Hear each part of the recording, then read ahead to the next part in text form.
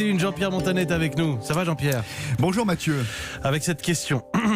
La souffrance animale causée par le gavage des canards plombe l'image du foie gras. Tout le monde a tendu l'oreille en studio.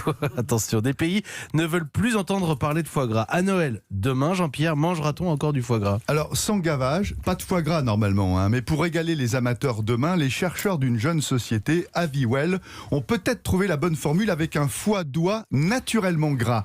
Ils exploitent la capacité naturelle de ces oies, mais aussi des canards sauvages, oiseaux migrateurs, à s'auto-gaver, c'est-à-dire à trop manger pour emmagasiner des forces avant leur long périple.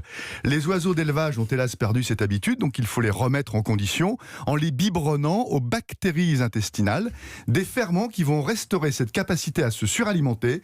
Les oies vont donc faire un peu de gras sans jamais être des monstres. Bon, vos histoires de bactéries, de start-up, tout ça, bon, et le foie gras, ça paraît comme ça éloigné, ça donne quoi? Ça donne quel résultat? Des foies d'oie de 400 grammes environ, moins gros et moins gras que les foies d'oie gavés qui font entre 800 et 1,1 kg, mais pour le coup, pas de souffrance animale et au final, de délicieuses terrines. Elles seront pour la première fois disponibles pour les fêtes chez certains traiteurs, en très petite quantité. Si ça vous tente, Mathieu, faites vite. 300 fois seulement ont été livrés cet hiver. Ah oui.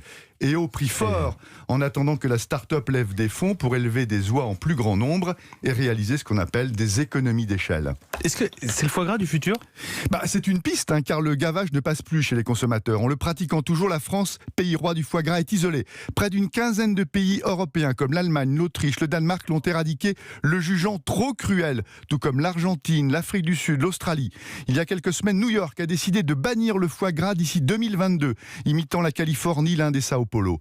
Au pays des anti-foie gras, on a inventé le faux gras. Attention, jeu de mots. Une alternative végane sans protéines animales, mais avec un tas d'ingrédients. Oignons rouges, pois chiches, champignons de Paris, vin blanc, lait de coco, cannelle, curcuma, de l'agar-agar pour gélifier tout ça. Mais bon, faudra me gaver comme un canard pour en manger. Je serais très curieux de goûter. Alors, s'il n'y a que 300 foies qui ont été livrés, je pense que le prix doit... Il y a une liste d'attente. Surtout qu'on sait qu'a priori, le foie est beaucoup moins lourd que... Donc, bref, au niveau du prix, c'est exponentiel. Et il n'y a pas ce petit goût de maïs qui je serais très curieux de goûter, parce que si c'est comment on dit, métabolique, si l'oie vraiment c'est ça. se gave d'elle-même, pourquoi pas? Si en plus on peut réconcilier tout le monde, allons-y. Jean-Pierre Montanet en attendant demain tous les matins à 8h43.